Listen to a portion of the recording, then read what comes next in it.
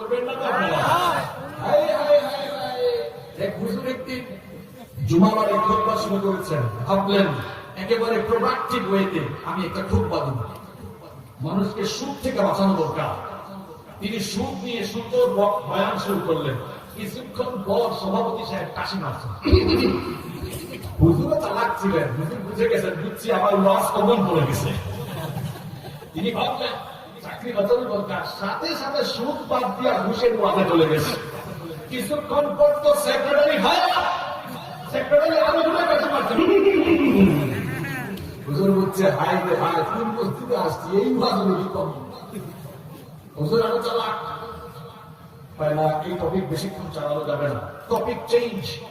চলে গেছে এখন চাঁদাবাজি আর টেন্ডারবাজি নিয়ে। কিছুক্ষণ পর কেশিয়ার উঠছে আর একবারে 3 কাশি মারছে।